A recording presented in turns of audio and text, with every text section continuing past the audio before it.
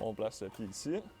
Mika-Élie Labrec est atteint de dystrophie musculaire, une maladie dégénérative. Ses muscles s'affaiblissent progressivement en l'absence de la protéine qui leur permet de se réparer. Ce qui arrive, c'est que moi, quand je brise mes muscles et tous les gens comme moi, c'est que les muscles restent brisés de façon, pour toujours. Puis c'est pour ça, justement, que vers l'âge de 10 ans, les gens comme moi, on arrête de marcher. Autre symptôme, les muscles sont plus tendus, ce qui crée des contractions.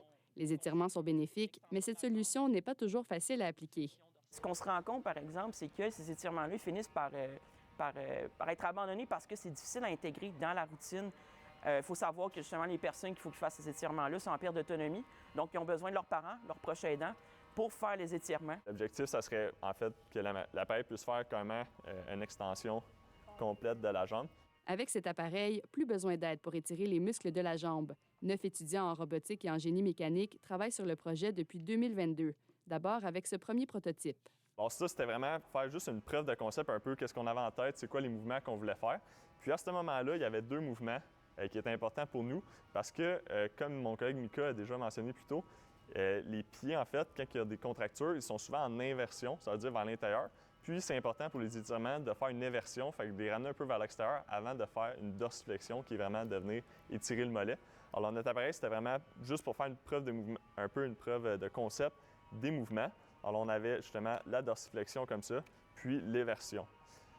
Après ça, par la suite, si on regarde, on évolue vers le prochain prototype, qui est la version la plus récente.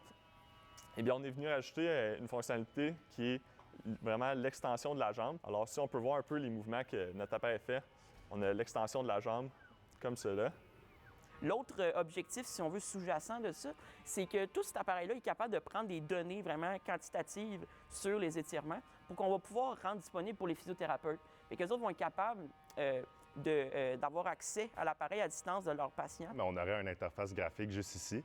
Puis dans le fond, comme Mika l'avait mentionné, tout d'abord, on veut faire un plan d'étirement pour le patient. Donc, un physiothérapeute se loguerait sur l'appareil. Après ça, ferait un plan pour le patient. Après ça, quand le patient arriverait dans la machine, le plan serait déjà là. Puis là, il y aurait juste besoin de cliquer sur un bouton, par exemple, « Play ». L'objectif à long terme, commercialiser l'appareil pour changer la vie de milliers de personnes atteintes de maladies neuromusculaires.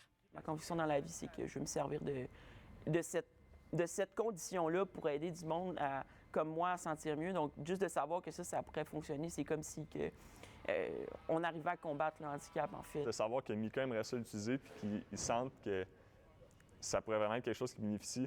J'imagine pas un enfant de 10 ans qui pourrait savoir qu'il va peut-être être capable de profiter encore de la vie en marchant, en courant pendant peut-être 2 ans de plus.